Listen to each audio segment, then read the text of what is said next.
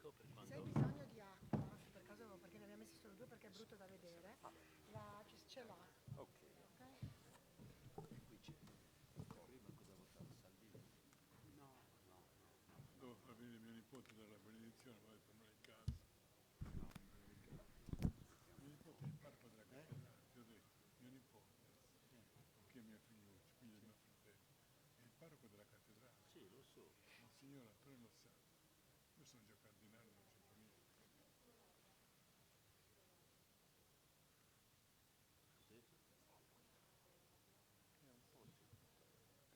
Ci sta, anche all'improvviso. Vero? Molto.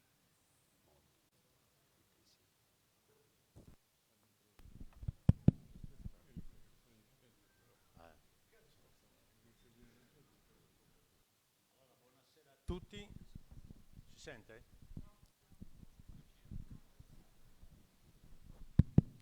Buonasera a tutti, sì, magari il microfono più vicino.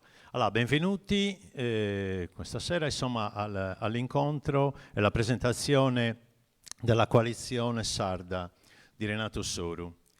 Vi vorrei fare una richiesta, se è possibile magari avvicinarvi anche nelle file più vicine, in maniera tale che si crei anche quel rapporto un po' più diretto e di comunicazione, perché no, e perché no anche di discussione. Magari riduciamo un po' le distanze e diventa una cosa anche un po' più migliore per tutti, insomma. Allora, grazie ancora. Questa è praticamente il primo appuntamento nel collegio Sassari all'indomani della presentazione della lista e quindi dei candidati per la coalizione sarda di Renato Soru. Quindi è partita ufficialmente la campagna elettorale e quindi oggi Ozieri, come dire, ha il piacere oggi di incontrare e conoscere i candidati delle varie liste che compongono la coalizione e soprattutto chi la rappresenta, cioè Renato Soru. Io non la voglio fare lunga più di tanto e vorrei dare innanzitutto la parola all'onorevole Satta che vuole portare una sua testimonianza in merito. Grazie. Forse non era necessario, ma comunque volentieri prendo la parola per un saluto a tutti gli amici che sono qua presenti. Saluto ovviamente Renato Soru. Io ho detto che questo Soru vuol dire sono ottimo e resto unico. E penso che sia un coso unico, deve essere una cosa che vuol dire che la scelta è stata una scelta che abbiamo tutti quanti valutato e che con grande entusiasmo abbiamo portato avanti e sosteniamo fino in fondo. Ci dispiace dire che, lo dobbiamo dire, che una parte è andata altrove, perché noi siamo rimasti con i principi che ci eravamo dati all'inizio, soprattutto c'era il problema delle primarie, che ne avevamo posto come principio. Renato Soru un giorno disse, rivolto alla Todde, parlando della Todde, se la Todde partecipa alle primarie e vince, io sono il primo a sostenerla. Ma questo non è avvenuto perché c'era un altro disegno, perché il disegno era quello di scegliere noi in Sardegna il presidente, attraverso le primarie. Chiunque poi veniva eletto rappresentava tutti quanti. Purtroppo questo non è avvenuto perché anziché fare gli incontri qua, si sono fatti gli incontri altrove.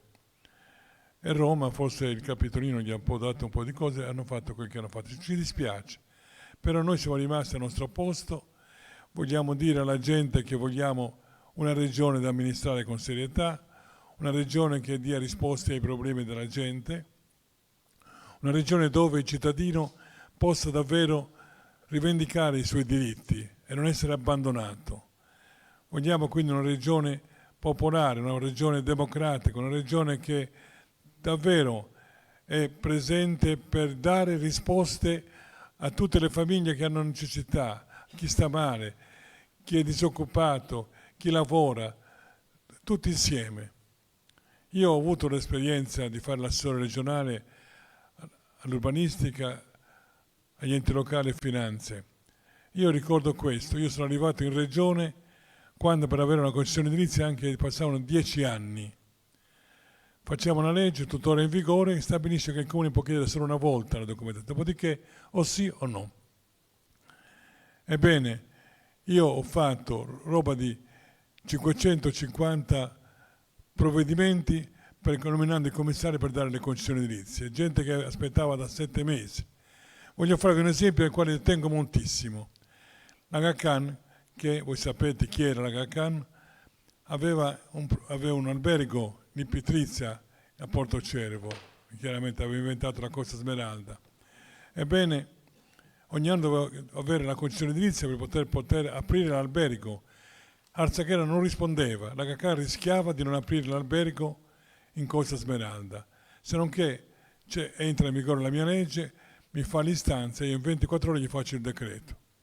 Prende il lavoro, fa tutto quanto, apre, mi ha chiamato 20 volte e non gli ho mai risposto. Poi a Porto Cervo d'estate c'è un evento con la messa del vescovo e tutte le autorità.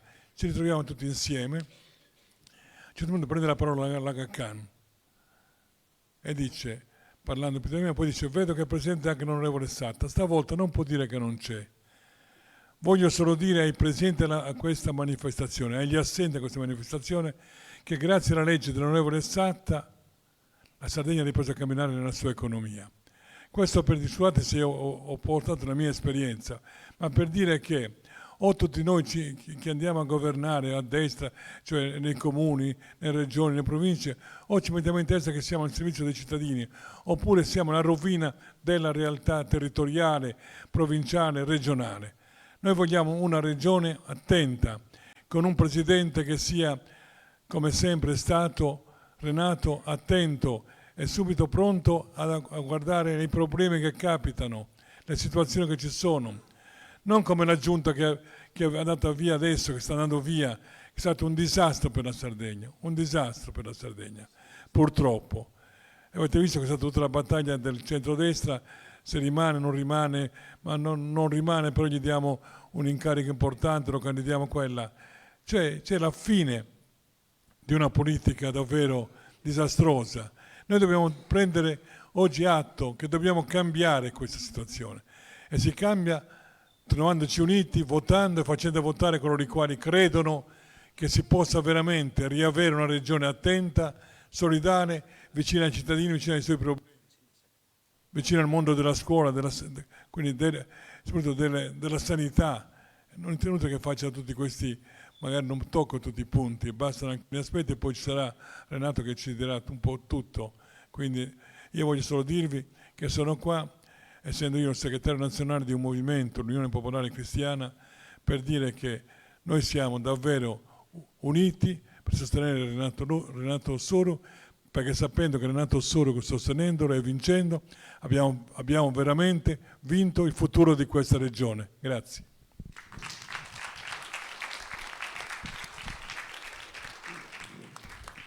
Grazie onorevole Satta. Adesso sono previsti una serie di interventi già programmati e vorrei chiamare prima di tutto Antonio Chessa a fare il suo intervento. Non so se lo vuoi fare da qua o dal... Buonasera a tutti. Sono un po' nervoso perché è la prima volta che mi capita di dover parlare a un'assemblea e quindi vi ringrazio perché siete venuti. Io sono Antonio Chessa, sono di Tula, faccio l'imprenditore e allevatore ed è nata questa passione per questa avventura. La passione mi è nata e la volontà mi è nata soprattutto perché sono molto sconfortato per quello che succede nel nostro mondo, che è il mondo agricolo, il mondo della zootecnia in generale, perché in questi 5 anni l'amministrazione regionale li ha completamente abbandonati, ha messo delle figure a governare l'agricoltura che per noi è trainante, per tutto il nostro territorio, veramente delle persone che non hanno fatto niente. Magari sono anche delle brave persone, perché la Murgia per esempio è una mia amica, però al di là di quello sono mancati proprio i valori e soprattutto la lotta per far valere i diritti degli agricoltori. Il comparto soffre moltissimo a livello economico, contributi che non arrivano, problemi di benessere, problemi in generale, e la Regione Sardegna non ha fatto niente. Io non ne faccio neanche un discorso di politico, sono abituato ai risultati. Io ho sempre pianificato così la mia azienda, il mio lavoro, la mia azienda, con la mia famiglia, perché sono sposato, ho 3 figlie femmine, ho 4 nipoti, sono anche nonno. E questa mia voglia di mettermi in campo è perché proprio ho visto l'abbandono che c'è stato nel gestire l'agricoltura, e tante cose che si potevano fare non sono state fatte. Questo è il motivo per cui ho deciso di candidare. Poi ho avuto il piacere che Renato mi ha chiamato, che Antonio Satta mi hanno chiamato. Io faccio parte di quel mondo lì, il mondo del centro-sinistra. Io sono orgoglioso ex democristiano. Lo dico con orgoglio perché oggi stiamo vedendo estremi a destra, estremi a sinistra, e secondo me ci vorrebbe un po' più di pace e di tranquillità. E questa è la rivoluzione.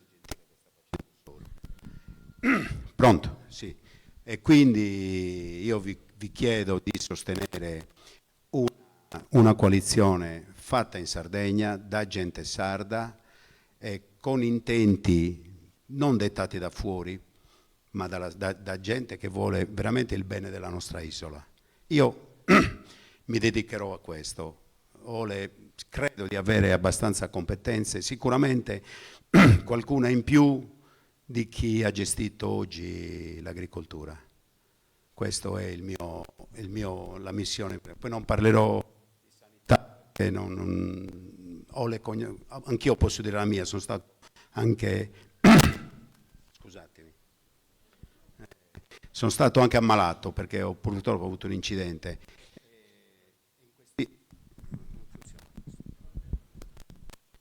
Ho avuto un brutto incidente che mi ha costretto anche di stare diverso tempo all'ospedale di Ozieri. A parte la bontà delle persone che ci lavorano, gli ospedali sono degradati, è tornato indietro il nostro ospedale, però io l'ho visto solo come paziente. E poi i problemi dei trasporti, problemi vari. Secondo me la regione, l'amministrazione regionale in questi 5 anni non è stata all'altezza, anzi, proprio è stata assente. Noi vorremmo cambiarla questo cambio di passo. Ci vuole un cambio di passo proprio importante e soprattutto un'autodeterminazione. Dobbiamo decidere noi quello che vogliamo fare. Deve essere la Sardegna che deve decidere il suo futuro. Io penso che abbiamo tutte le qualità per farlo. Dopodiché vi ringrazio tutti e se potete votateci. Grazie Antonio, anche se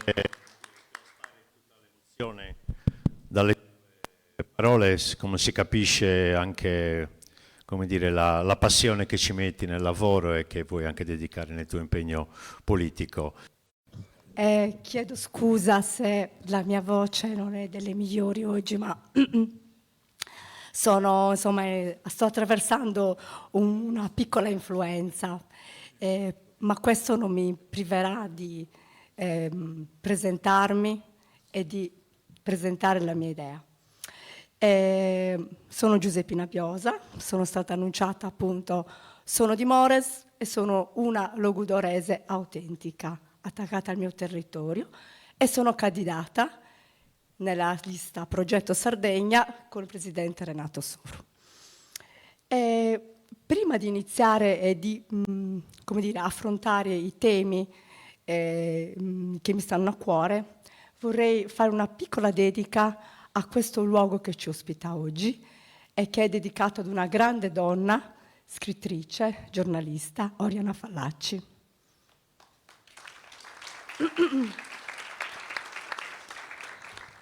La vita non è uno spettacolo muto o in bianco e nero.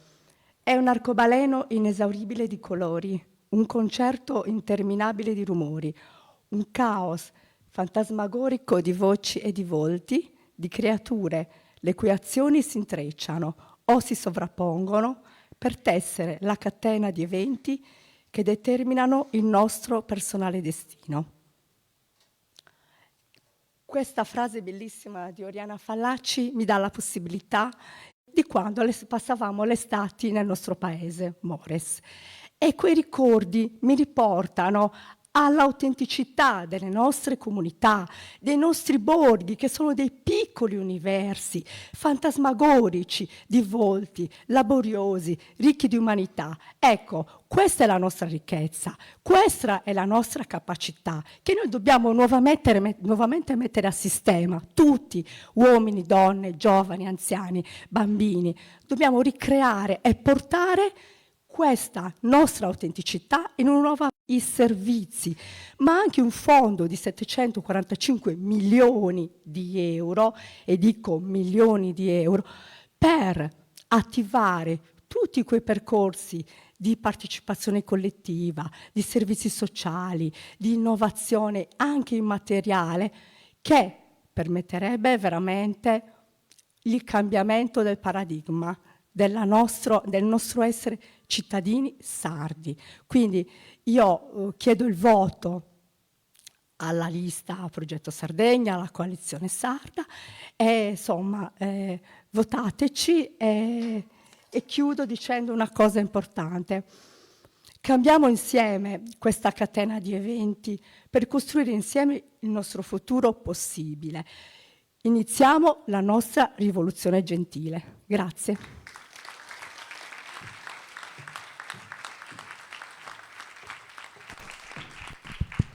Grazie Giuseppina. Adesso chiamo Gianni Sassu, porterà il suo contributo in merito alla tematica che ha già aperto Antonio Chessa all'inizio, quindi da operatore agricolo e quindi dal settore porterà insomma, quella che sia la sua esperienza. No, buonasera a tutti, l'esperienza che voglio portare qui stasera è quella che nell'attualità ormai che viviamo in tutto quest'ultimo periodo, che è relativa alle grandi sofferenze che il settore sta attraversando. Però le sofferenze che noi stiamo attraversando hanno tutte una ragione, hanno tutto un motivo per il quale si sono presentate, e non è che ci sono cadute per caso in testa perché Zeus ci ha scagliato dei fulmini e ha voluto bloccare l'agricoltura sarda, la zootecnia sarda. È tutto un concatenarsi di eventi, come diceva Giusi. Ci sono cose che vanno in un determinato modo se riusciamo a condizionarle, oppure cose che vanno in un altro se non riusciamo o non vogliamo o non sappiamo governarle. La Regione Sardegna è il monumento alle cose che non si riesce più a governare. Non si riesce più a governare la siccità, non si riesce più a governare le malattie, non si riesce più a governare il rapporto con l'Unione Europea, non si riesce più a governare la burocrazia, non si riesce a governare più nulla. Probabilmente dall'esterno, da imprenditori, da chi vive tutti i giorni il governo del territorio per arrivare a produrre un reddito, mi sorge il dubbio che devo essere messo anch'io come imprenditore in discussione, così come deve essere messo in discussione l'imprenditore regione che fino a questo momento non è riuscito a governare i fenomeni che riguardano la regione Sardegna.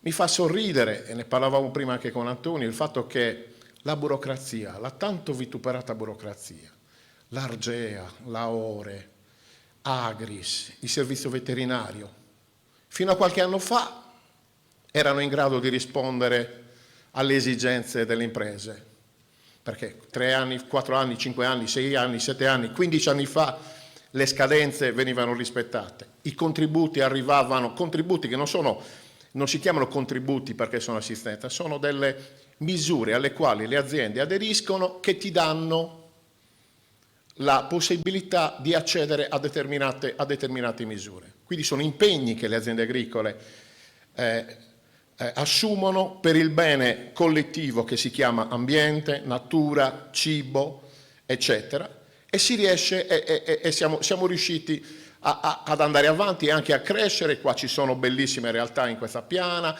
ci sono bellissime figure di imprenditori che stanno crescendo. Di punto in bianco Argea non funziona.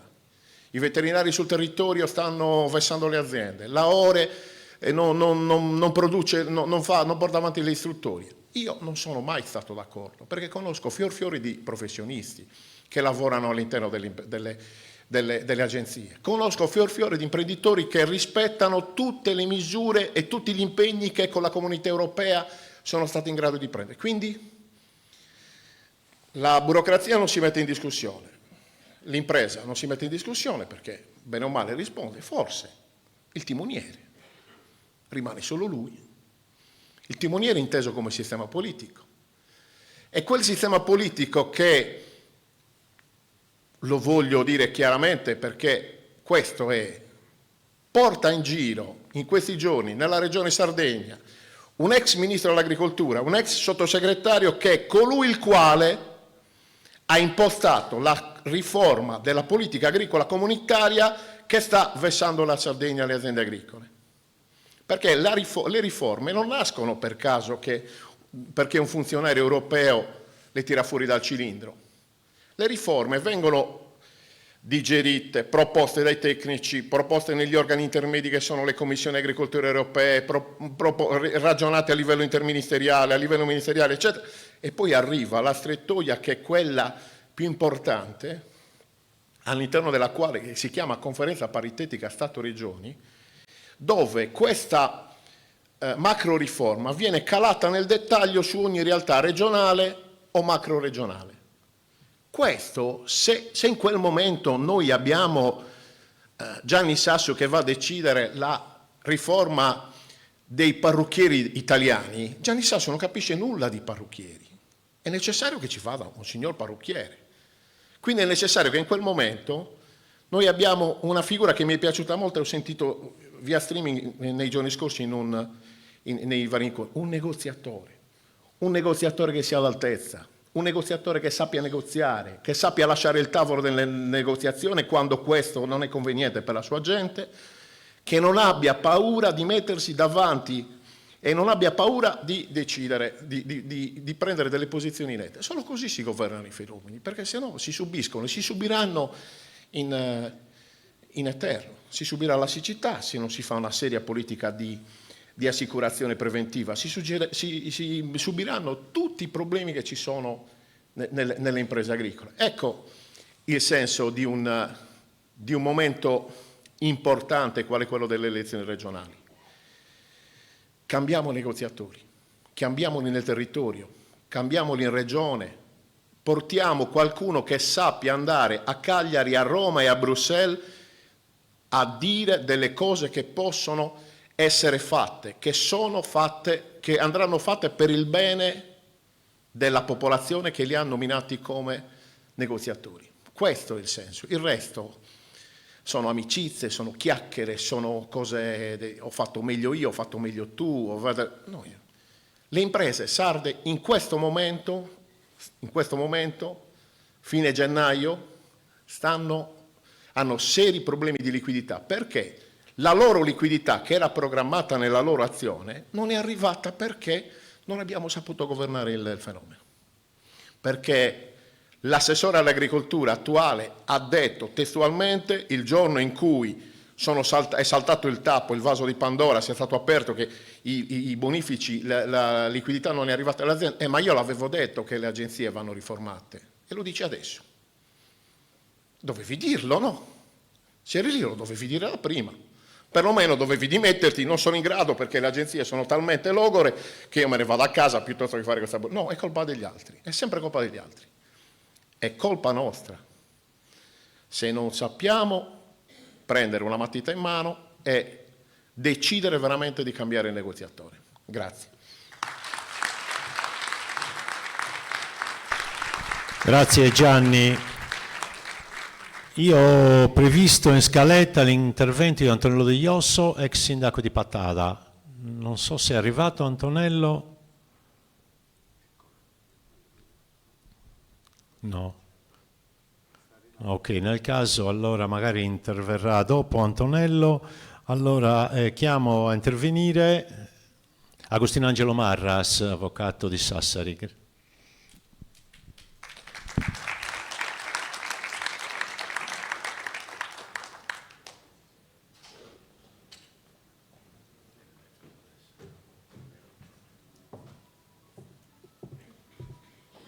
ringrazio innanzitutto la platea intera per questo applauso di incoraggiamento che ha preceduto il mio intervento. Vedete, io esercito la professione di avvocato da 41-42 anni e in tutto questo periodo credo di aver attraversato la Sardegna in lungo e in largo, oltre ad aver frequentato ovviamente i tribunali e le carceri. Questo mi ha portato a conoscere tutte le realtà, soprattutto dal punto di vista sociale, oltre che dal punto di vista strettamente professionale. Ma soprattutto mi ha portato a capire un qualcosa di fondamentale, che non è l'illegalità che genera l'isolamento, che genera il frazionamento, ma molte volte è esattamente il contrario, cioè è l'isolamento e il frazionamento che genera la illegalità. Tutto questo perché purtroppo ancora in molte parti del nostro territorio non si riesce a fare squadra, perché ancora si pensa troppo all'orticello di casa propria. E questo mi dispiace doverlo dire, ma questo pensiero, questa critica, io la rivolgo agli amministratori locali, non a Tizio o a Caio, ma in genere a chi non riesce ad allontanarsi dal proprio territorio. Ed allora perché io, che forse qui dentro sono addirittura fra i più grandi, elevo un pochino l'età media della platea, anziché mettermi a riposo ho deciso di accettare questa candidatura, perché ritengo che vi sia la necessità di occuparsi del territorio. Questo è il mio unico obiettivo. Io non ho ambizioni di carriera, non ho prospettive di carriera. Io ho soltanto un desiderio, quello di restituire alla mia gente quanto io ho ricevuto nei 40 anni di professione. Io mi reputo un fortunato, consentitemi di dirlo. E come fortunato io sento invece il dovere di impegnarmi per gli altri. Basta impegnarmi per me stesso, mi interessa impegnarmi per gli altri. Ed allora la candidatura. La candidatura per raggiungere due obiettivi. Il primo, più generale, contribuire a far rinascere il nostro territorio. Guardate che quando io parlo del nostro territorio, io che sono sassarese non parlo di Sassari, io parlo dell'intero collegio, parlo dell'intera provincia che sta soffrendo in una maniera terribile sotto diversi profili, dal punto di vista sociale, dal punto di vista economico, dal punto di vista legale molte volte, ma per le ragioni che ho indicato poc'anzi. E io credo che ci sia un modo per poter combattere questa situazione. Vedete, io credo che noi oggi siamo ad un punto di svolta perché le risorse economiche di cui disporrà la prossima amministrazione regionale sono risorse veramente enormi. Se non sbaglio si potrà disporre di qualcosa come 9-10 miliardi di euro, una massa di denaro enorme. Ed allora io ho preso un impegno con il mio territorio e con le persone del mio territorio. Basta che i denari si fermino a Cagliari, basta con il cagliaricentrismo che ha fagocitato in questi ultimi anni nel silenzio generale dei nostri rappresentanti territoriali, che ha impedito che questo accadesse, cioè che le risorse non passassero Santa Vendrace alla periferia di Cagliari. Io credo che ci si debba impegnare perché quanto spetta ai nostri territori arrivi senza condizioni di alcun genere, se non quelle di utilizzarle positivamente. Per far questo occorre fare squadra, occorre che noi usciamo dal nostro isolamento. Io non parlo in questo momento di città metropolitana, ma parlo di coesione, parlo di un progetto comune, parlo di un interesse comune che deve coinvolgere i nostri giovani, che deve interessare la scuola, che deve interessare la sicurezza e la tranquillità delle nostre donne sotto tutti i profili, che deve interessare inevitabilmente la nostra imprenditoria di qualunque tipo e genere. Questa è la ragione per cui io ho accettato questo impegno, che non è un sacrificio, consentimi di dire, scusa se possiamo darci, che non è un sacrificio, è soltanto un mettersi in gioco per fare gli interessi del nostro territorio. E quello che io farei o quello che io farò, a seconda dell'esito, io risultati in tasca non ne ho mai, neanche quando mi aspetto la sentenza più favorevole, poi magari mi arriva una legnata in testa, che la metà basterebbe.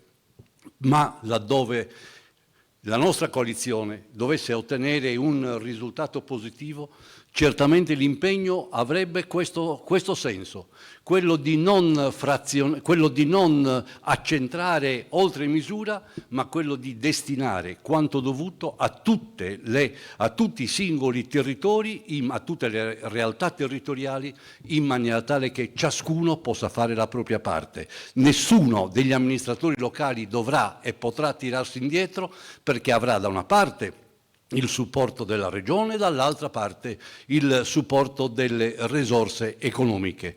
Ed ultimo argomento molto chiaro, è la scelta che io ho fatto in favore di Renato Soru è perché è l'unico candidato che, fra le altre cose, non dovrà rispondere, se non alla propria coscienza, se non a tutti noi sardi, del suo operato, senza aver bisogno di approvazioni romane, senza avere il timore di andare incontro agli ostacoli romani, senza aver bisogno di dover chiedere, prima di poter prendere una qualunque iniziativa, il beneplacito di un mandante. Lui e noi candidati non abbiamo mandanti di nessun genere, ovvero ne abbiamo uno. Siete voi e il nostro popolo al quale noi vogliamo e dobbiamo rispondere. Grazie. Chiamo a intervenire Monica Spanedda. Vi chiedo, poi ho visto che è arrivato Antonello De Iosso, quindi magari... No. Vai. Monica, vi chiedo magari di essere anche un po' brevi, in maniera tale che poi lasciamo anche spazio alle domande, insomma agli interventi anche delle altre persone presenti nel pubblico. Buonasera a tutte e a tutti, colgo anche io l'occasione di presentarmi perché sono candidata con Progetto Sardegna. Percorro velocemente la mia storia. Per chi non mi conosce, io sono una funzionaria pubblica, ho il titolo di avvocato, ma ho sempre scelto di impegnarmi nel pubblico. E la mia passione politica è nata proprio nel 2004 con Renato Soru. Cioè, a me sembra di aver fatto un cerchio, sono di nuovo candidata con Progetto Sardegna, all'epoca fui eletta al Consiglio Comunale, ho fatto la Presidente del Consiglio e poi ho avuto l'incarico, sono stata assessora alle politiche ambientali, programmazione e cultura e politiche sociali. Questo insomma perché è giusto che mi conosciate, insomma Sassari sembra essere lontana, ma noi che siamo candidati aspiriamo a rappresentare degnamente tutto il territorio, quindi è giusto che si possano fare le scelte. E dicevo, dopo aver abbandonato 3 anni fa il Partito Democratico, non mi sono più tesserata, devo dire che avevo perso abbastanza interesse per la politica, se non per il fatto che come cittadina ero impegnata a votare e seguire. Quando Renato Soru ha ripercorso, insomma, ha deciso di ricalcare la scena politica, ho guardato con interesse questo progetto e devo dire che dopo lunga e penosa malattia, come la chiamo io, il progetto mi ha convinta e ho accettato di candidarmi. Ho accettato di candidarmi e su questo vorrei riflettessimo tutti, perché secondo me abbiamo una straordinaria opportunità in questo momento di creare un soggetto politico nuovo di cui secondo me c'è realmente bisogno. Quali sono gli spazi di agibilità politica che tutti noi potevamo riconoscere? Secondo me in questo momento storico erano estremamente circoscritti. Io credo che invece con questo progetto abbiamo tutti e tutte un'ambizione essere protagonisti del nostro territorio, perché siamo qui, ma della nostra isola. Abbiamo abdicato al nostro ruolo di essere cittadini e cittadine consapevoli nel momento in cui tutti abbiamo accettato che il nostro vicino, il nostro familiare, non andasse più a votare. Io ho iniziato la campagna elettorale e quando propongo questo progetto può essere convincente. Io in questo momento voglio proprio fare l'appello al progetto tutto. Noi dobbiamo superare il 10% e il candidato presidente deve ricordarsi di dire di votare le liste, di votare i candidati e le candidate. Io vorrei fare questo appello. Non ci stanchiamo per un mese di fare campagna elettorale a tappeto. Dobbiamo superare il 10%. Se noi supereremo questa soglia, avremo la possibilità di scrivere in modo diverso la storia della nostra isola e del nostro territorio. Perché, ed è questo, diciamo, la spinta ultima che mi ha motivata alla candidatura, perché abbiamo la possibilità di dare veramente gambe ad un progetto. Si è parlato dei tanti finanziamenti. Quali sono le gambe sulle quali poi i finanziamenti camminano? Le amministrazioni locali. Noi abbiamo bisogno di ricreare un sistema di amministrazione che parta da noi, che parta di nuovo dalla partecipazione e dalla coesione territoriale. Quindi veramente l'invito è a non arrenderci in questi giorni. Abbiamo 30 giorni di campagna elettorale, fino all'ultimo sfruttiamoli. Fino all'ultimo diamo l'idea che ce la possiamo fare, perché secondo me ce la possiamo fare. Altrimenti non sarei qui e non avrei dato la disponibilità se avessi considerato la battaglia persa. Quindi tutti e tutte insieme riusciamo a far diventare il candidato Renato Solu presidente e noi entrare in Consiglio regionale. Grazie. Grazie Monica. No, voglio ricordare che noi siamo qui, siamo tutti impegnati, candidati e non, anche sostenitori, per vincere questa competizione elettorale. E non ci facciamo intimorire dal fatto che gli altri hanno varato 10 liste da una parte e 9 dall'altra. Siamo 5 liste, però 5 liste composte da persone che non devono niente a nessuno, non ci sono consiglieri regionali uscenti, che poi sono quelli che ultimamente stanno determinando la composizione delle liste e anche delle coalizioni, perché ci sono dei salti della quaglia, salti avvitati, tripli e doppi non sono da una lista a un'altra, ma addirittura da una coalizione all'altra. Ormai i partiti sono ridotti a dei meri veicoli che servono ai singoli candidati per arrivare al loro obiettivo. I partiti non sono più luoghi di discussione, di elaborazione politica, di progetti, di programmi, sono ormai ostaggio degli eletti.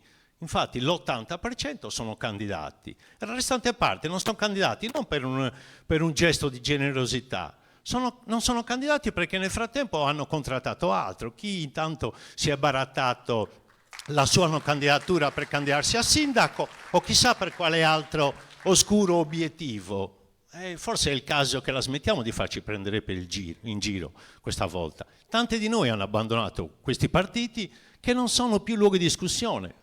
Quando vuoi portare all'interno di quei partiti una discussione vera, vieni semplicemente messo da parte perché non sei il portatore di voti utile a questo o a quell'altro. Insomma, cerchiamo di riacquistare anche, una certa dignità del fare politica. Detto questo, scusate questo sfogo personale, non sono un candidato, quindi non era finalizzata alla ricerca del mio voto, ma quello, insomma, per una coalizione che ritengo l'unica degna di essere votata e sostenuta. Antonello, cosa mi dici? No? Ok, va bene. Allora, penso sia il momento, penso che tanti di voi abbiano delle domande da fare, Renato, apriamo alle domande? Certo, prego.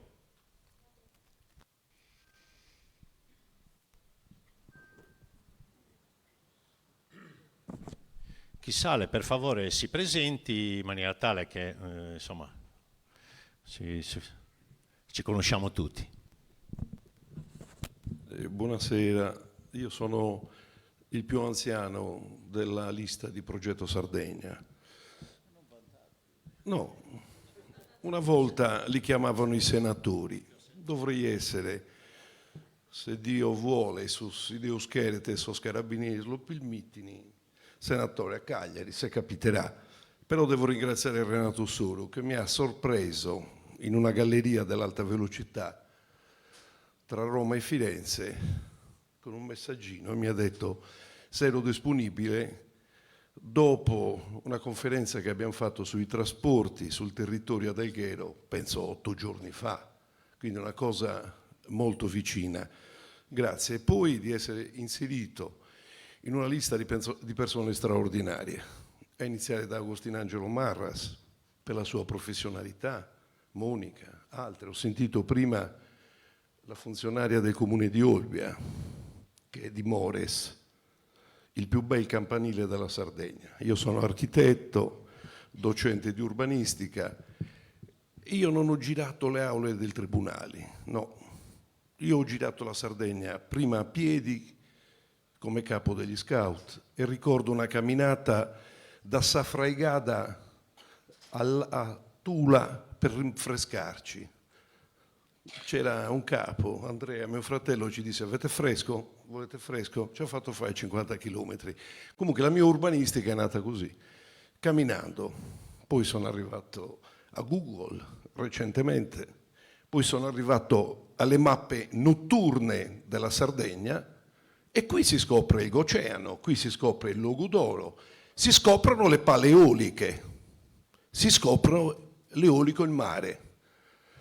E allora quest'estate ho fatto un viaggio speciale in Bretagna, nel primo cantiere realizzato, nel primo offshore della Bretagna, a Nantes, e mi rendo conto che a 10 miglia si vede tutto. Dei colleghi mi hanno detto che stanno vendendo le case e vogliono la nebbia, vogliono la brume, per non vedere niente più in mare. Chi l'ha detto che a 10 miglia le pale alto 250 metri non si vedono? E hanno ragione quelli della Gallura a fare questo tipo di battaglie. Perché se succedono queste cose, addio residenzialità, addio mestieri, addio, come le chiamano, identità. La chiamano luoghi identitari. Nella legge urbanistica ci sono scritte queste cose, addio recupero, riequilibrio ambientale, quindi c'è una complessità di cose che passano attraverso la conoscenza, attraverso i saperi, che non sono, come dicono a Sassari, è molto bello, buccia di gioga. Io non credo che maneggiare il territorio della Sardegna, le sue specialità, la sua forza identitaria sia una cosa qualunque. Ma io in questa pianura sono passato 500 volte, sono 26 anni a Firenze, cacciato dalla facoltà di architettura di Alghero perché forse avevo troppe relazioni, ho fatto il nuovo lungomare con Giovan Buschi di Alghero, sapevo cos'era l'urbanistica e la pianificazione e quindi sono tornato in Toscana. E allora attraversavo questa pianura, a volte caldo, freddo, mi divertivo a vedere quella casa che ha tutti i fichi d'India sopra, c'era un cane sopra un distributore, poi c'è una cabina elettrica che a volte c'è scritto Pisa merda, poi torno e c'è scritto Livorno merda. Ma io ho detto, ma questi sardi non hanno altro nella testa. Ma ci vorrà veramente Renato Soru per ricordarci chi siamo. Banda di gente, a me mi viene male, dovrei parlare male della nostra popolazione. Abbiamo ragione quando diciamo che sono gli amministratori locali, ma io dico che sono anche gli elettori che si devono incazzare, perché abbiamo... Mi tengo un po' di atletica, un po' di camminare, mi tengo ancora in forma, però uso bene quelle 8 ore, studio, leggo, uso Facebook, faccio campagna elettorale. È finita così, finché non mi ha fermato a Birori il pullman, no, il treno era ancora. A Macomer si cambia, pullman. All'autista c'era freddo, gli ho detto me la apre la porta, no? Parte alle 13:31 e quanto devo stare fermo qua? A proposito di Eurostar. una tristezza. Grazie. No, non sono venuto veramente perché ho accettato questa candidatura, perché credo che sia necessaria. Non metterci la faccia, metterci la testa, metterci le competenze, le professioni. Ad Alghero, io sono interessato all'urbanistica, alla pianificazione del territorio ampio, non ho l'idea di Alghero catalana con le mura che ci ha isolato da tutti, no.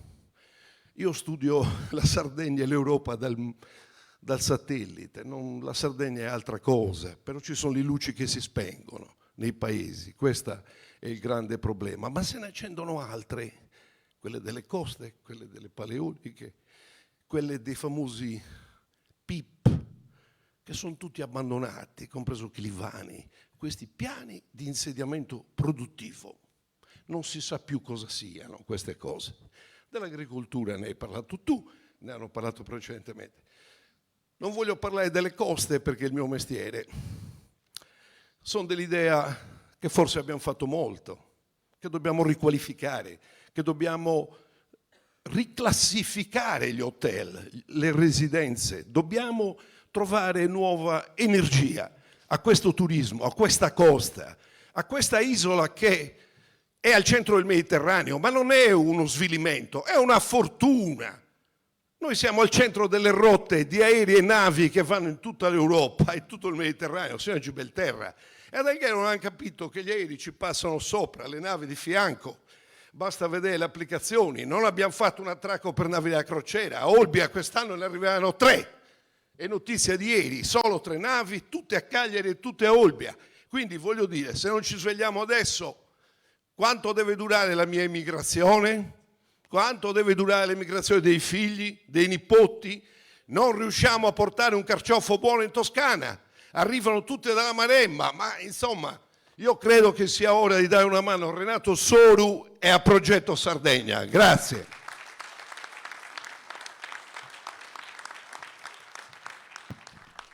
Grazie. Altri interventi, domande, stimoli?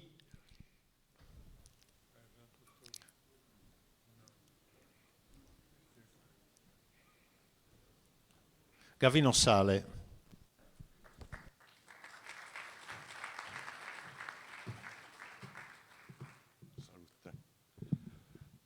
Buonasera.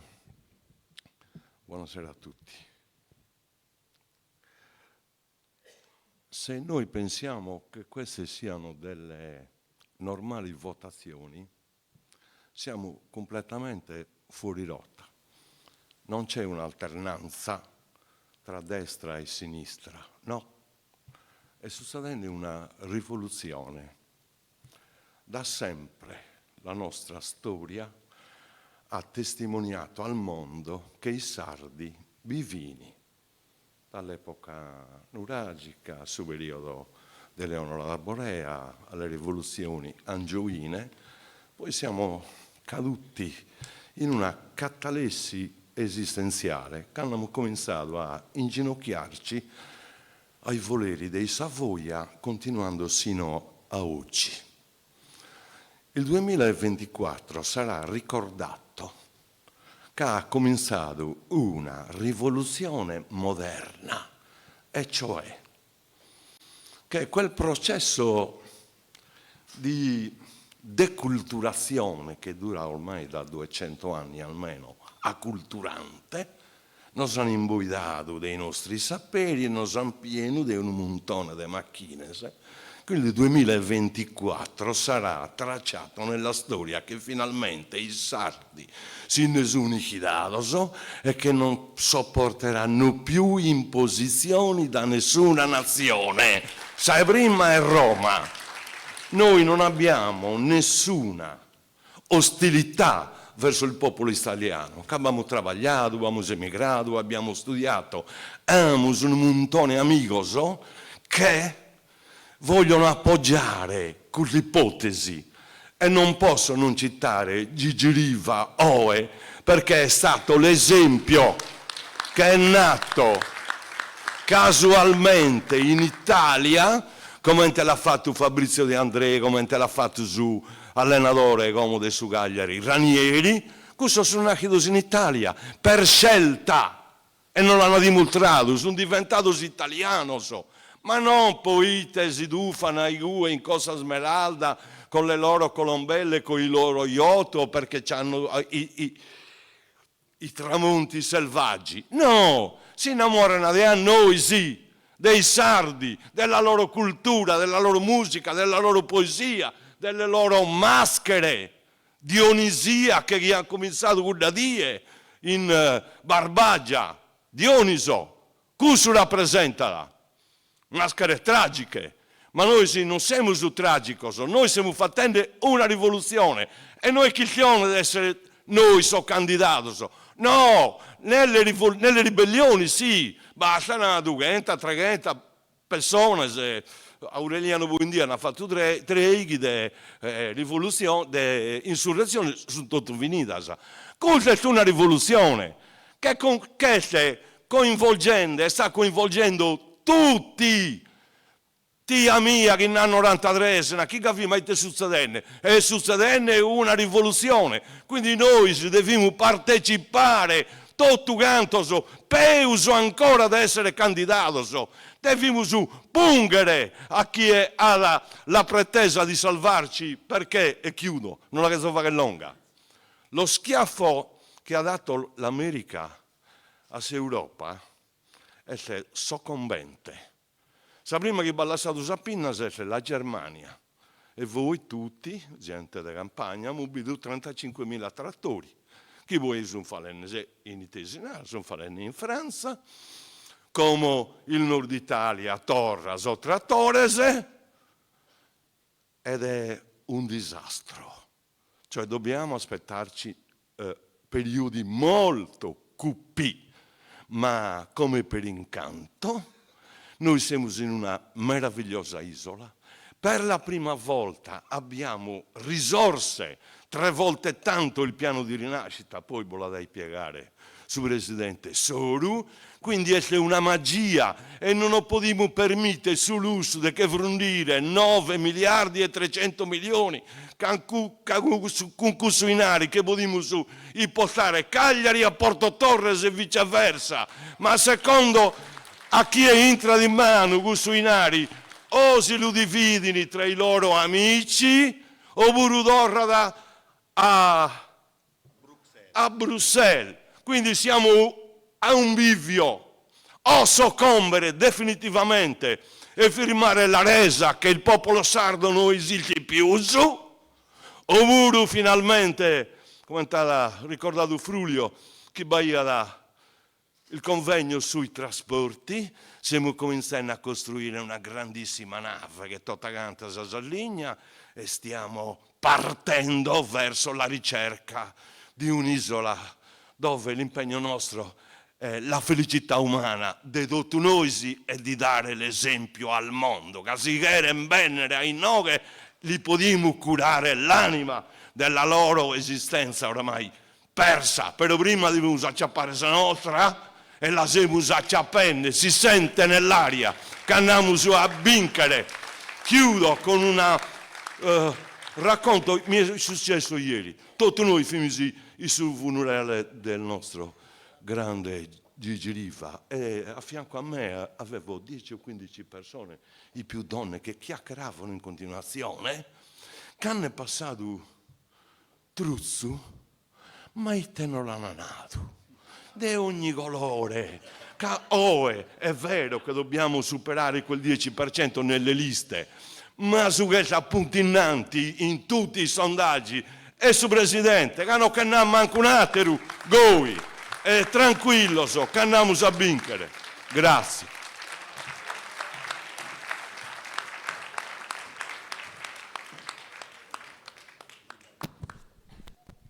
Ci sono interventi, domande? Magari si è fatto già un po' tardi, direi che è ora di dare la parola a Renato, Presidente Renato Soru.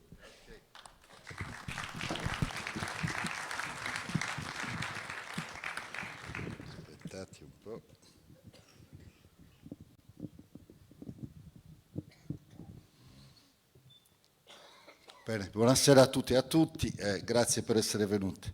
Molte grazie ad Antonio Chessa che ha organizzato questo bell'appuntamento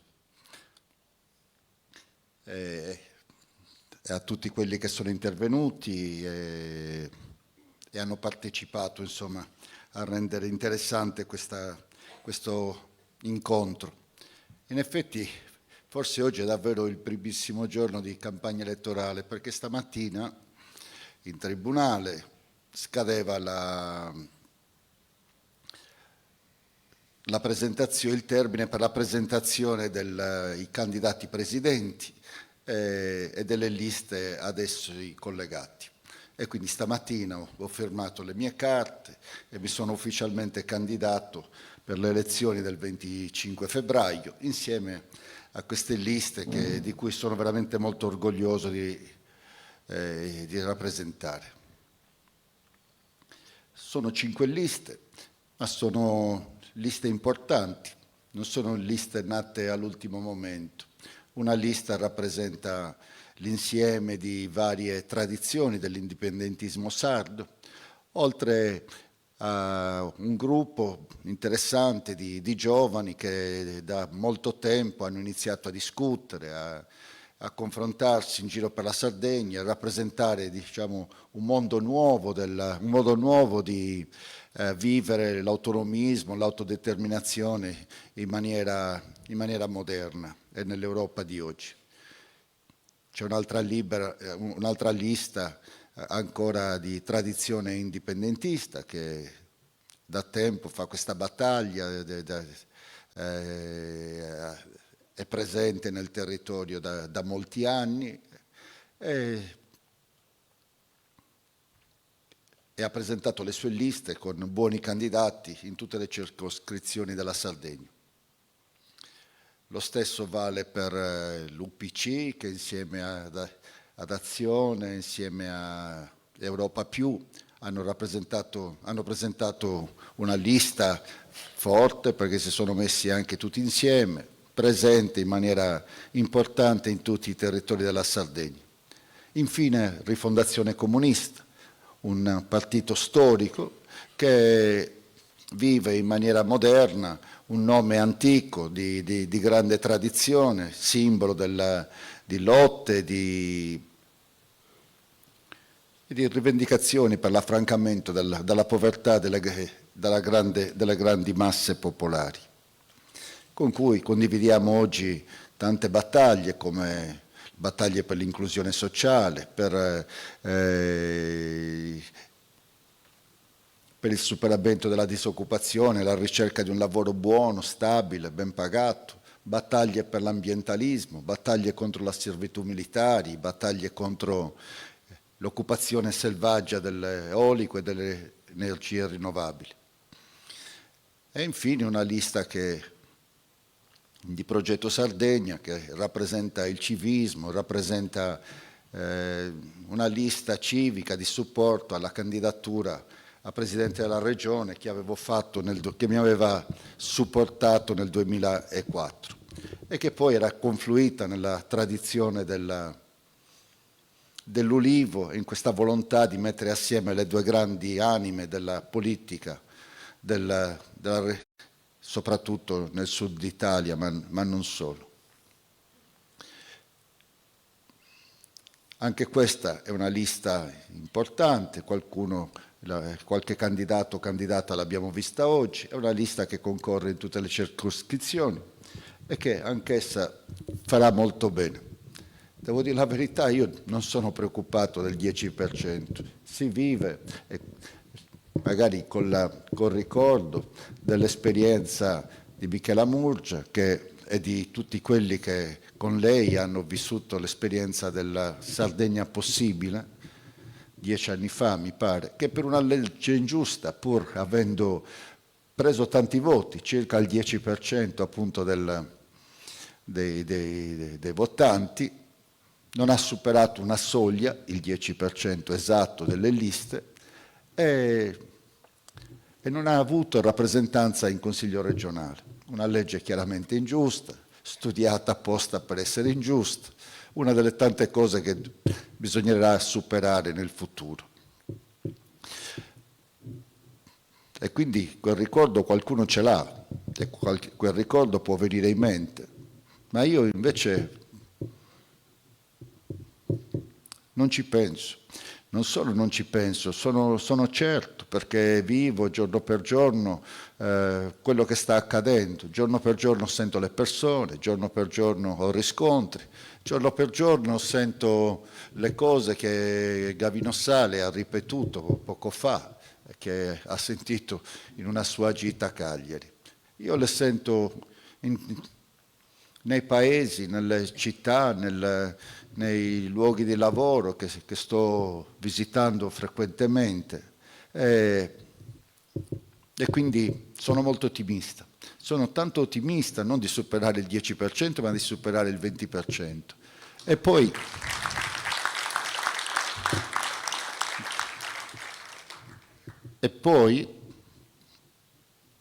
c'è ancora un mese e quindi spero che continueremo con questo andamento di crescita che abbiamo visto negli ultimi mesi.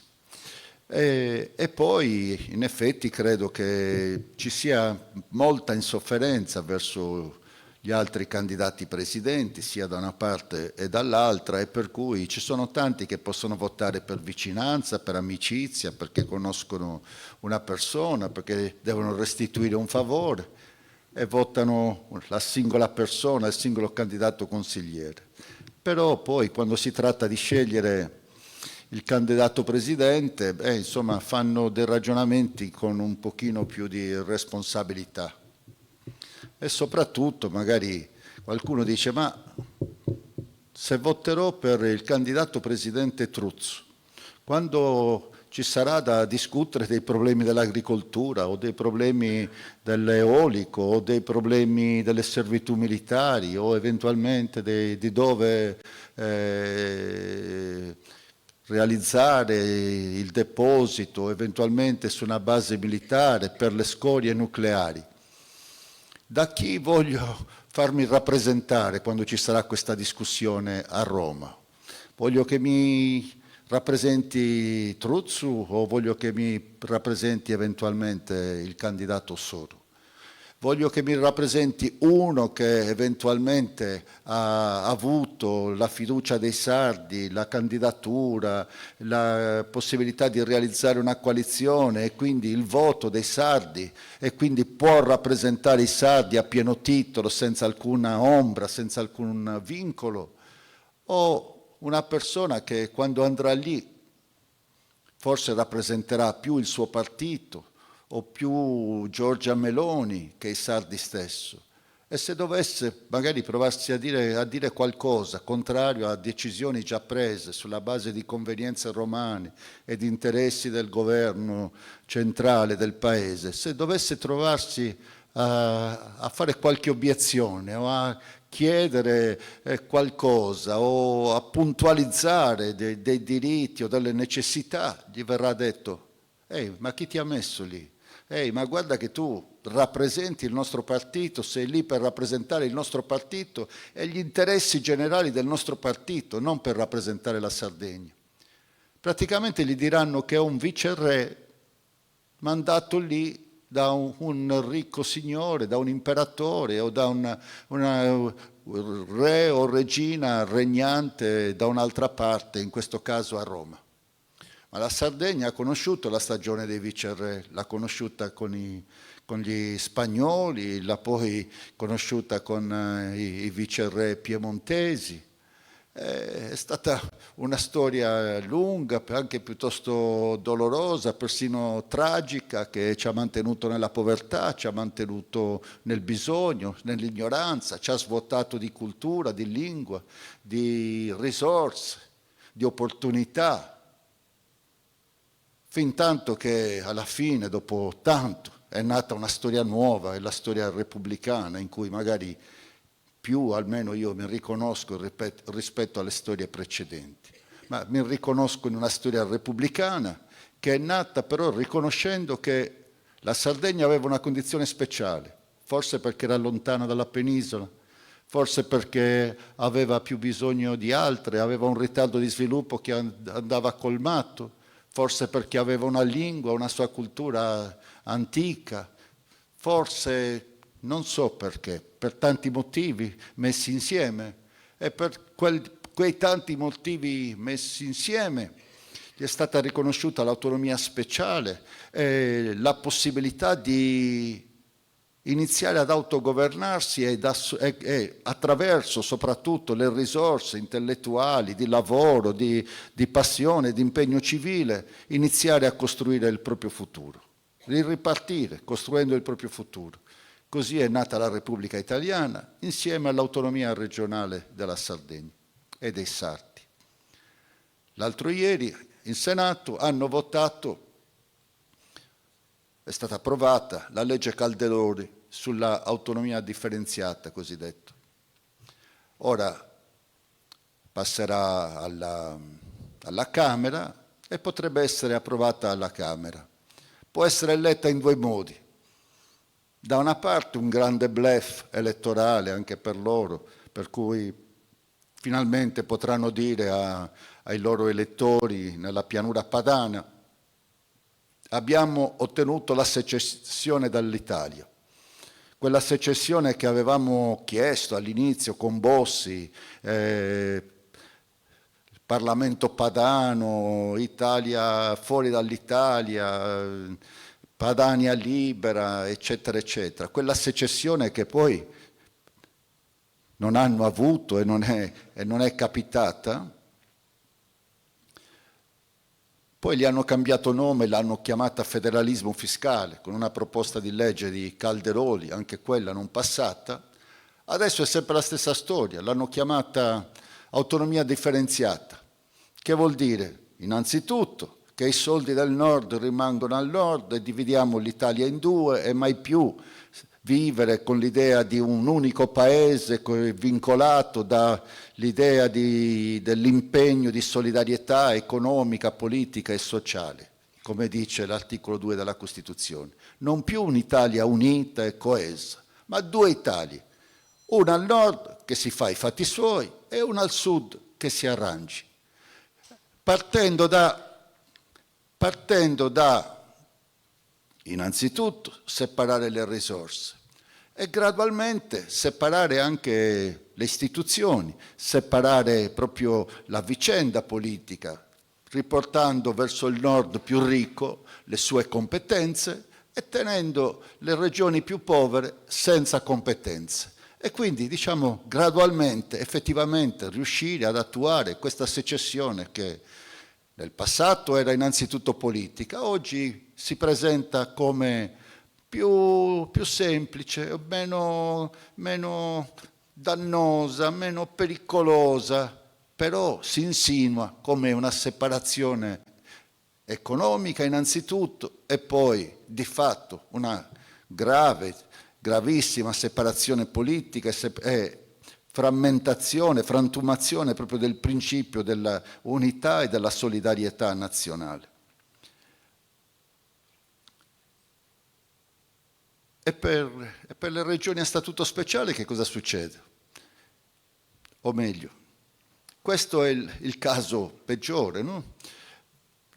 Qualcuno dice sì, ma non abbiate paura, perché in realtà è un bluff anche questo, perché questa architettura dell'autonomia differenziata si basa sui cosiddetti livelli essenziali di prestazione, si basa sul finanziamento di questi livelli essenziali di prestazione, sulla sanità, sui trasporti, sulla scuola, sulle diverse materie.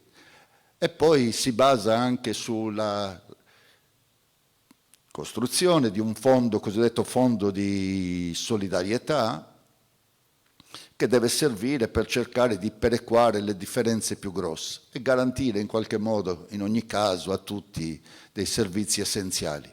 Ma di tutto questo, che dovrebbe essere le fondamenta, non si sa nulla, non è previsto nulla. E quindi hanno iniziato dal tetto, ma è un tetto che galleggia, un tetto sospeso, veramente senza pilastri e ancora senza fondazioni. E allora dobbiamo pensare, è un bluff per vincere le elezioni o per riguadagnare qualche voto? soprattutto nelle regioni del nord, o è davvero un pericolo? Perché magari dopo questo primo passaggio loro regalano il presidenzialismo a Giorgia Meloni e Giorgia Meloni regala la fine di questa impalcatura pericolosa ai leghisti, in uno scambio scellerato veramente di io distruggo un pezzo di Costituzione in favore tuo e però ti permetto di distruggere un altro pezzo di Costituzione in favore tuo. Uno scambio veramente scellerato. E se questa cosa dovesse essere veramente discussa, e se questa cosa dovesse veramente andare avanti, chi andrà a difendere la specialità nata nel 1948 con la Costituzione? Ci andrà Truzzu, nominato lì da Giorgia Meloni? Ci andrà lui assolutamente messo lì dalla forza di Giorgia Meloni, anche dalla prepotenza con cui ha trattato i suoi alleati e diciamo messo lì dal voto così, dal vento popolare di questo momento che è affascinato un po' dalla parola, dalla verve della nostra, in questo momento, Presidente del Consiglio. Io credo che la Sardegna correrebbe un gravissimo rischio a essere rappresentata dal viceré. Ma voi ve lo immaginate i diritti dei sardi nell'Ottocento andati a discutere a Torino rappresentati dal viceré? Ma il viceré lì parla dei diritti dei sardi o si inchina al suo re? È talmente ovvio. Questo è quello che stiamo vivendo però in questa regione. Ecco perché abbiamo davvero la responsabilità di partecipare con impegno, con forza, con passione a questa tornata elettorale e vincere le elezioni, non accontentarci di niente di meno, di vincere le elezioni. Anche se, ho detto anche in altre occasioni, abbiamo comunque già vinto. Abbiamo vinto perché, come è stato detto anche oggi, è iniziato comunque un percorso di liberazione, è iniziato comunque un percorso di consapevolezza, è un percorso di persino per chi dobbiamo votare o meno.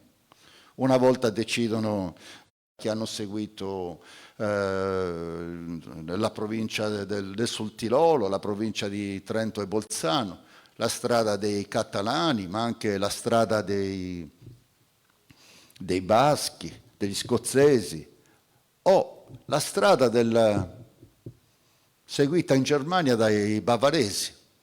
La Germania ha un suo federalismo interno e ogni land ha una piena coscienza di sé, un pieno desiderio di indipendenza pur dentro un'architettura federale.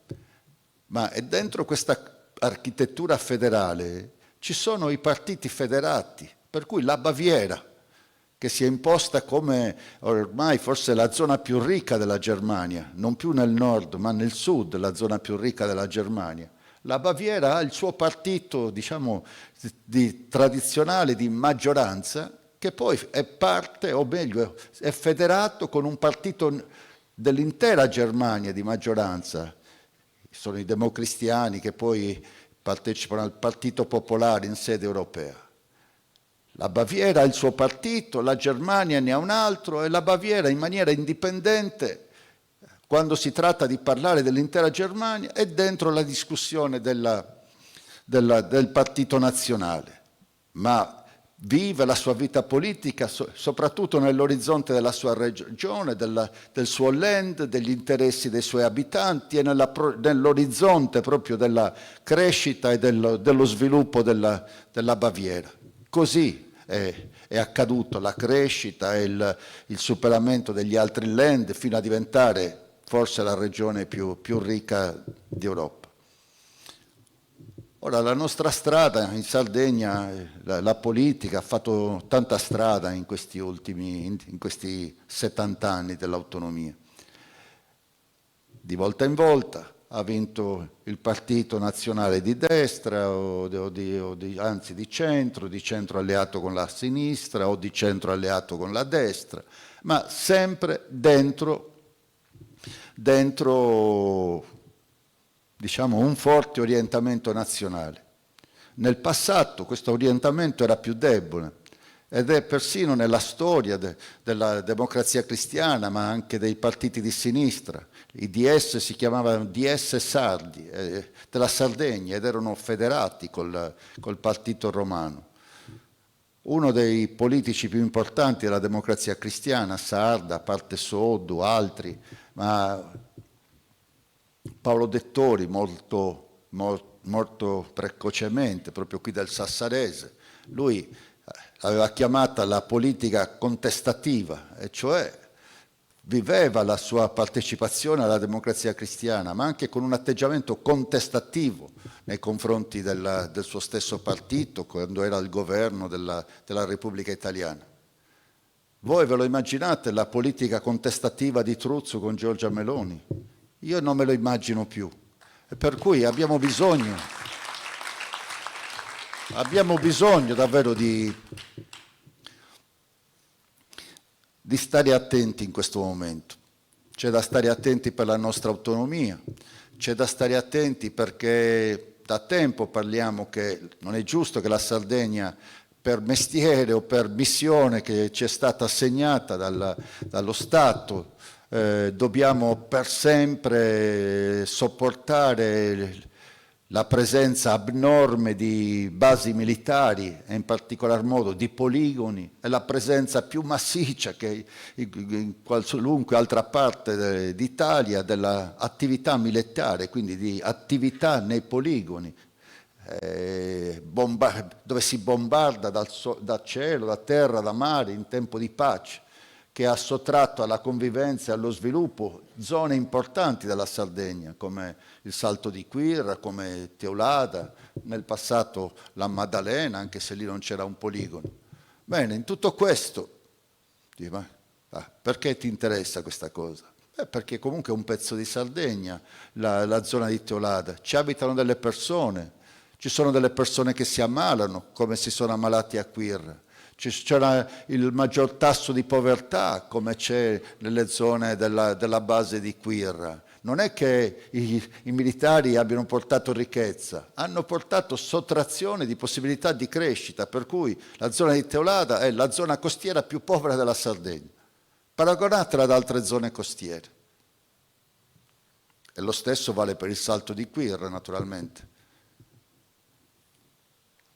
E quindi occorre ridurre la presenza militare, è giusto ridurre l'attività dei poligoni, però il ministro di Fratelli d'Italia di Crosetto a novembre è venuto a Cagliari per la manifestazione del 4 novembre, c'era il Presidente della Repubblica, alla domanda ma bisogna diminuire le...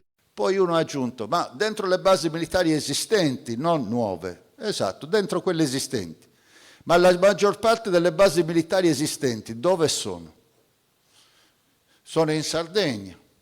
E quindi, diciamo, peggio mi sento davanti a questi ragionamenti. E peggio mi sento con un presidente di Fratelli d'Italia e con un ministro della difesa di Fratelli d'Italia e con un presidente del Consiglio di Fratelli d'Italia. Peggio mi sento perché so già come potrebbe andare avanti quella discussione. Ci sono altre discussioni importanti in questo momento, ad esempio che ne facciamo di questo assalto dell'eolico e del fotovoltaico, di queste torri che si vedono a 10 chilometri dalla linea di costa sul mare. Cosa ne facciamo? Come facciamo a difenderci da questo assalto? Come facciamo a pretendere di fare la nostra parte, ma solo la nostra parte, non la parte di una vasta parte degli obblighi assunti dall'Italia nella transizione energetica? E in più, per chi la facciamo questa parte? La facciamo per noi, le nostre famiglie, le nostre imprese, la nostra pubblica amministrazione, o facciamo la nostra parte pod e badas per gli altri, e cioè per le multinazionali o gli avventurieri che vengono qui e che promettono ai nostri sindaci il 3% del ricavato dell'energia prodotta, il 2,5%, il 3%. Gli arabi si sono fatti dare da subito il 50% del valore del petrolio estratto ed è faticoso estrarre il petrolio. Noi chiediamo il 2,5-3% ed è molto più facile far trasformare l'energia solare in energia elettrica o trasformare in energia elettrica con le grandi turbine il vento. Peraltro l'avanzamento tecnologico lo rende sempre più profittevole, tant'è che solo 10 anni fa o 15 anni fa per convincere qualcuno a mettere delle torri eoliche o a piazzare dei pannelli fotovoltaici ti davano dei contributi enormi. Oggi non te li danno più, ma la gente corre a cercare di metterle e fanno a spinte, insomma sgomitano per impiantare queste torri. D'altronde io mi ricordo quando ho fatto il presidente della regione, una torre faceva mezzo megawatt, 500 kilowatt, mezzo megawatt, una turbina. Oggi siamo a 5 megawatt, la potenza è aumentata di 10 volte in meno di 15 anni. E tra qualche anno come sarà? Fra 5 anni, non voglio andare tanto lontano. Come sarà? Noi però nel frattempo stiamo svendendo il nostro territorio a delle persone che se lo stanno prendendo gratis e ci stanno dando il 3% di tutto questo.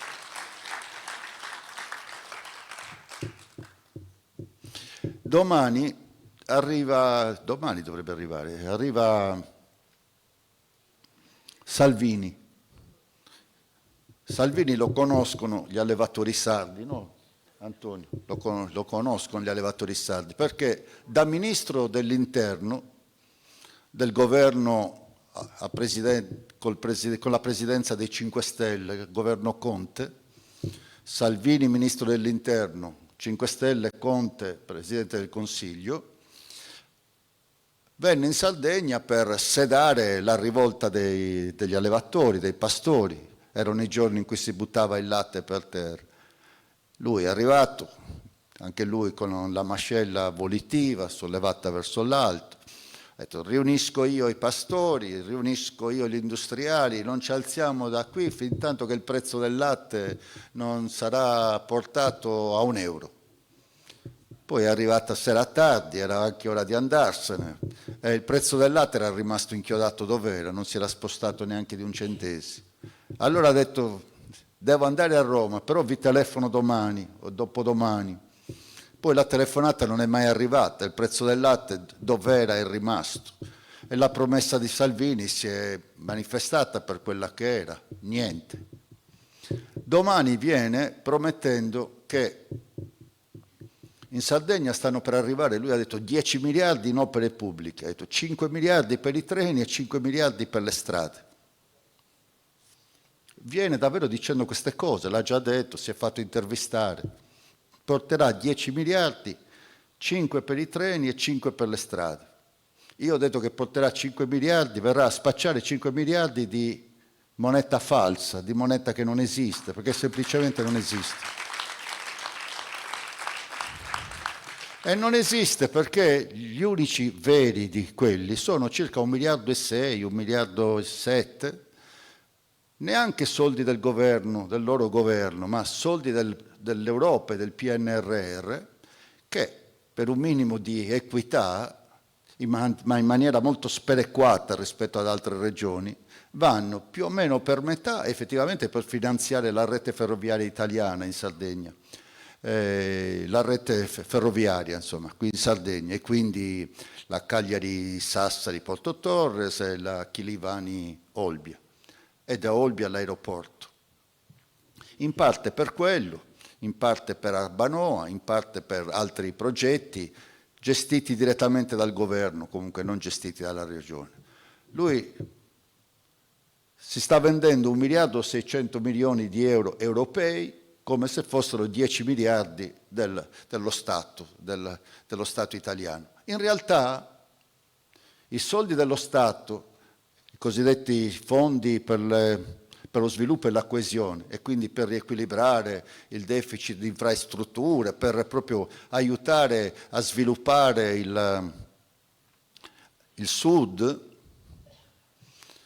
quei soldi lì ce li stanno togliendo, se li stanno portando via, cercano di portarli via e di indirizzarli verso un'altra fantasia, la grande opera ciclopica del ponte sullo stretto di Messina, dove hanno già speso alcuni miliardi di euro, ma non hanno ancora prodotto nemmeno un sacco di cemento. E quindi lui viene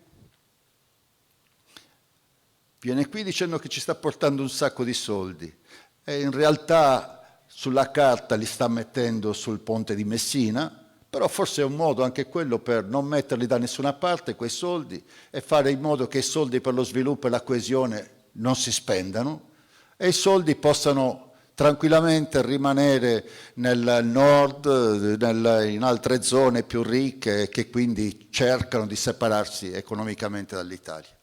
Questo è Salvini che ancora qualche anno fa è venuto qui appunto promettendo mari e monti, e poi che cosa ci ha dato? Cosa ha dato agli allevatori sardi? Gli ha dato prima un assessore all'agricoltura, diciamo di origine leghista, la Murgia, e poi gli ha mandato quest'ultima assessora all'agricoltura leghista, anche lei, non ricordo come si chiami, che quando l'hanno nominata, perché l'hanno passata da una competenza all'altra, ha detto io di agricoltura non so nulla, però mi interessa imparare. Ma gli allevatori, gli agricoltori della Sardegna, il sistema agricolo, agroindustriale della Sardegna non ha tempo per le sue ripetizioni, non aveva tempo. E mentre lei imparava, però, succedeva che l'Unione Europea approva i piani di sviluppo rurale, adesso hanno un nome un pochino diverso, approva i piani di sviluppo rurale, quindi approva il piano per i finanziamenti all'agricoltura e approva soprattutto la nuova politica agricola comunitaria, che poi però deve essere attuata nei tavoli, li ha citati prima, nei tavoli della conferenza Stato-Regioni. E quindi questa politica agricola comunitaria, che a livello europeo viene definita in modo più generale e che poi deve essere declinata per essere attuata in Italia, va decisa in questi tavoli, dove partecipano i presidenti delle regioni o gli assessori delle regioni o tutti e due insieme nei momenti più importanti. Chiedetevi quante volte ci è andato l'assessore all'agricoltura. Chiedetevelo.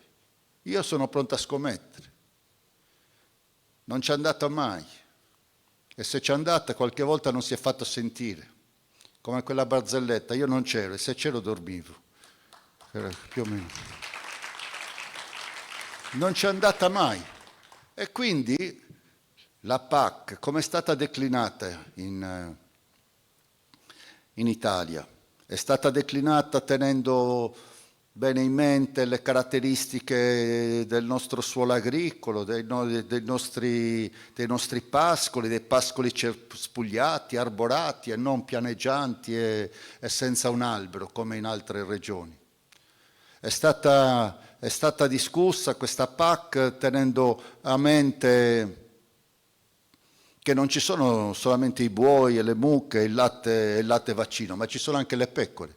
Per cui certe politiche, ad esempio di certe premialità, chissà perché, vanno agli allevatori che producono latte vaccino, ma 0 euro agli allevatori che producono latte ovino caprino. Per quale motivo questa ingiustizia? Non c'è motivo, non c'è motivo in natura per una cosa del genere. Eppure è successo questo. Quindi questo ci ha dato Salvini. E ci ha dato anche Salvini degli assessori all'agricoltura che dicono, sai, le agenzie non funzionano, le agenzie sono in crisi, non funzionano. Bene, che cosa avete fatto per sistemarle queste agenzie in questi anni? Perché non è che siano lì per sempre. Loro le hanno modificate. Quando l'ho lasciata io, la Ore aveva 400 dipendenti, oggi ne ha 1000. È passata in 15 anni da 400 dipendenti a 1000. E voi vedete più gente, più agronomi, più specialisti, tecnici agronomi nei campi? No, sono tutti lì a fare pratiche, a macinare la loro burocrazia sempre più complicata, sempre più lunga, sempre più laboriosa. Nei campi vanno 50 persone. 50. Nonostante siano cresciuti così a dismisura.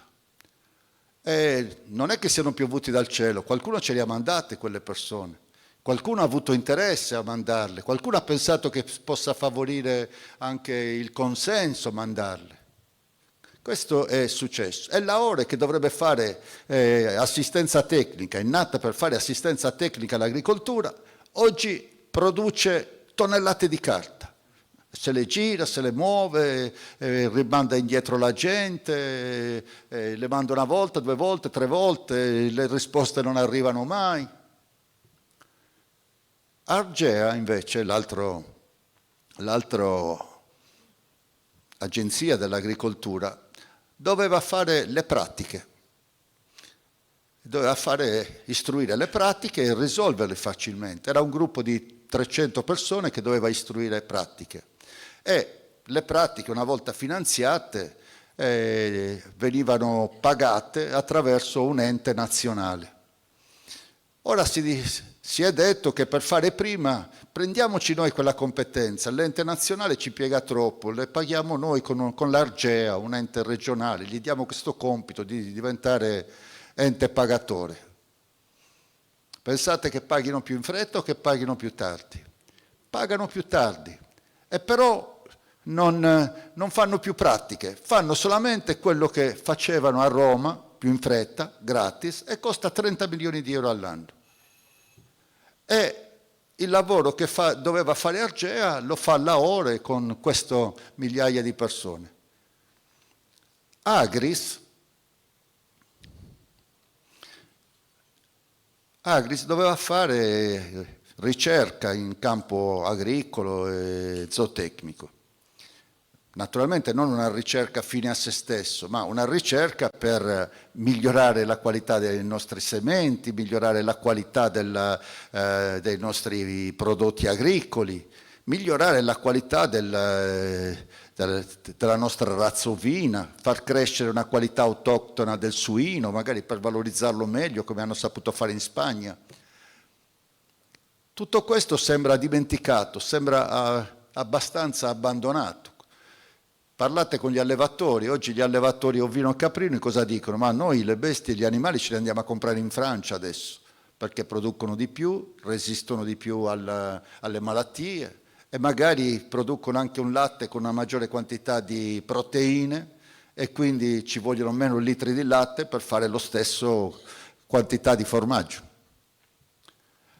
E quindi una tradizione importante che la Sardegna ha sempre avuto nella selezione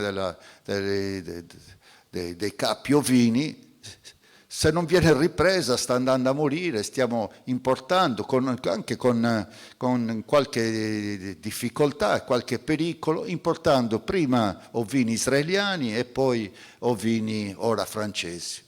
Questo è quello che sta accadendo in Sardegna grazie al regalo di Salvini e di questa destra. Per non annoiarvi troppo, non parlo dell'assessore leghista alla sanità. Ve lo ricordate 2 anni e mezzo del precedente assessore leghista alla sanità? È iniziata la distruzione davvero del sistema sanitario pubblico. O quello che l'ha succeduto sta portandolo avanti. 5 anni di leghismo hanno portato l'agricoltura sarda dove è oggi e hanno portato la sanità sarda dove è oggi. Con la Lega in Sardegna però ha governato anche Fratelli d'Italia. Erano nella stessa giunta. Partecipavano alle stesse discussioni, La discussione è collegiale nella giunta, quindi sapevano tutto, erano informati di tutto e potevano protestare su qualunque cosa non andava bene. Ma io non ho sentito una sola parola di Fratelli d'Italia dire no, ma le cose non vanno bene, no, ma non sono d'accordo con questo che sta accadendo in sanità, non sono d'accordo per questo che sta accadendo in agricoltura, o non sono d'accordo su quello che stava succedendo nell'assessorato di mia competenza, ad esempio all'assessorato dell'ambiente, dove per fare una valutazione di impatto ambientale ormai hanno raggiunto tempi enormi. Eppure sono loro che stanno andando ancora a chiedere il voto con arroganza, dicono sì, ma è vero, questi 5 anni ci siamo un po' confusi, ma adesso c'è Giorgia Meloni a Roma e quindi sistemiamo. L'ho sentito io con le mie orecchie. Ho partecipato a un convegno, ci doveva essere Truzzo ma non è venuto, convegno dei farmacisti, e ha mandato un loro parlamentare. La prima cosa che ha detto è: prima di dire qualunque cosa devo chiedere scusa a tutti voi perché effettivamente in questi 5 anni non siamo stati all'altezza. Però adesso in quest'ultimo anno stiamo rimediando perché c'è Giorgia Meloni, è nostra amica, abbiamo un rapporto diretto, quindi adesso ci siamo noi, con Giorgia Meloni faremo fuoco e fiamme. In realtà fanno grandi fiammate, ma poi è un fuoco di paglia che si spegne subito.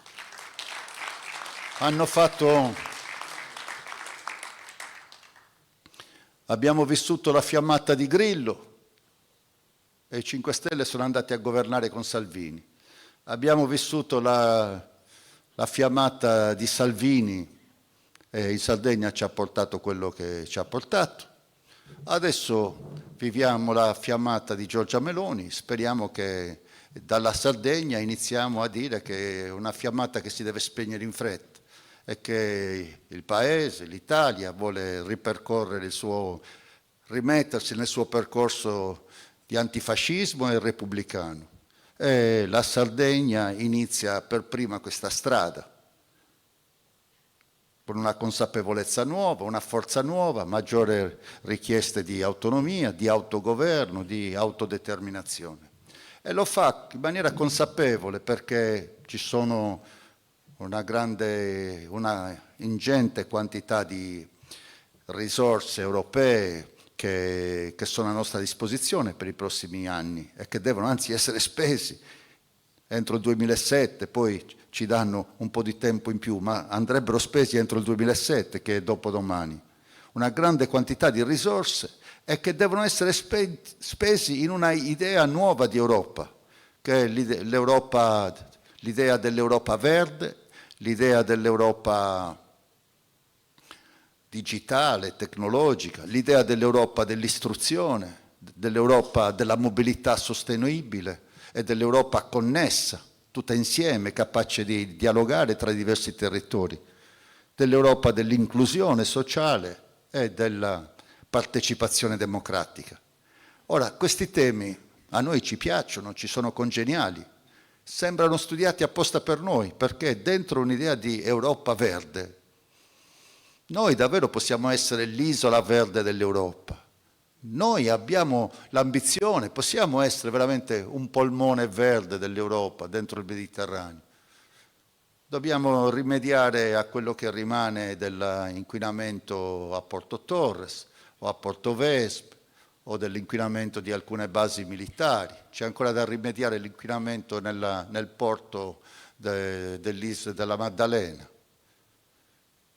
Dobbiamo risistemare alcune cose, ma in questi decenni la Sardegna ha costruito il più grosso patrimonio forestale d'Italia e insieme al patrimonio forestale, il patrimonio ambientale di pascoli, di pascoli alberati, cespugliati, di territorio, di suolo agricolo ancora presente. Beh, siamo la più grande fabbrica italiana di cattura del CO2 e di trasformazione dell'anidride carbonica in ossigeno, che permette di respirare alla città di Cagliari, la fascia costiera della Sardegna, ma anche di respirare altre regioni d'Italia, perché noi abbiamo l'equilibrio, il saldo di CO2 migliore delle altre regioni italiane, largamente positivo. Quello che assorbiamo è più di quello che mettiamo in atmosfera, cosa che oggi ha un valore e che chiediamo che venga ritribuito. Quindi in questa idea di Europa verde, l'Europa della verde significa tante cose, significa recuperare l'idea di economia circolare, no? Che si recupera anziché sprecare, anziché buttare, estrarre, trasformare, consumare e buttare via. L'idea invece di recuperare, riusare, di rigenerare. Ma dentro l'Europa verde c'è anche un'agricoltura verde. I trattori in Germania, ci sono i trattori in Germania, stanno arrivando in Italia, qualcuno l'ha detto, forse arriveranno anche in Sardegna, ma i trattori in Germania ci sono in parte perché hanno tolto lo sconto sulle accise della benzina e quindi della benzina, del carburante agricolo, diciamo. Quindi, ma perché gliel'hanno tolto questo sconto? Perché la Germania è impegnata a ridurre le sue produzioni agricole, è impegnata a abbassare, ridurre quell'idea di agricoltura intensiva, delle grandi distese, delle grandi fertilizzanti, chimica e quantità, e l'agricoltura come merce, tutto uguale, latte tutto bianco, mais tutto uguale, tutto uguale. In questa idea di abbassare i prezzi, soffocarli i prezzi e non lasciare nessun valore in agricoltura.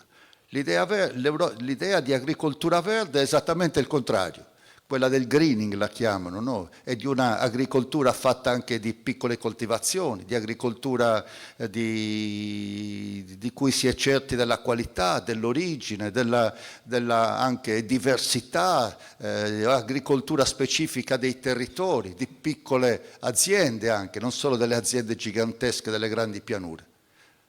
E quell'agricoltura a noi c'è congeniale, c'è più o meno congeniale.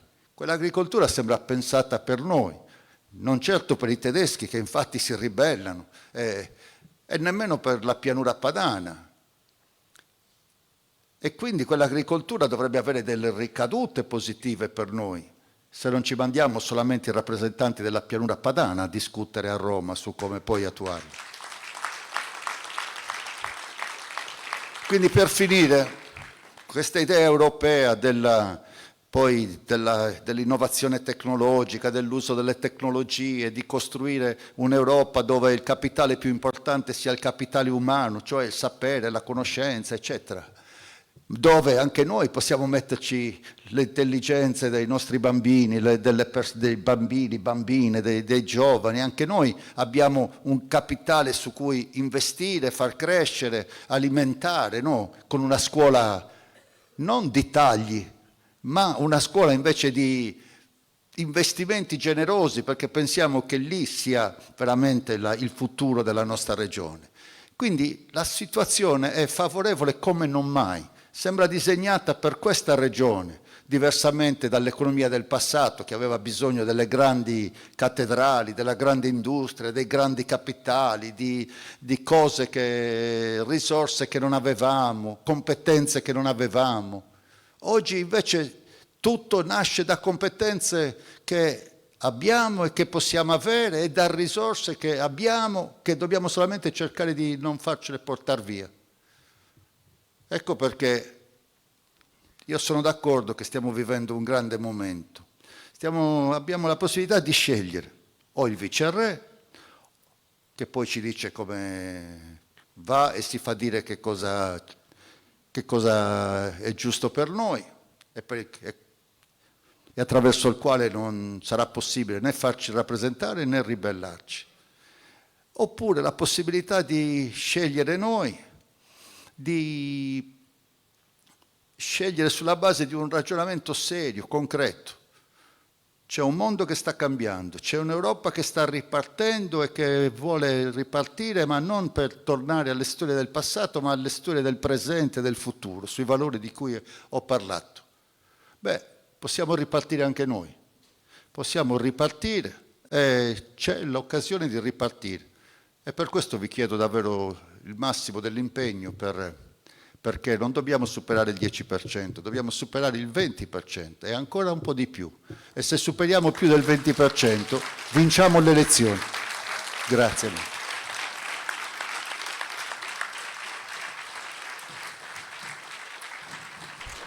Grazie a tutti. Allora, insomma, manca un mese esatto, le elezioni del 25 febbraio.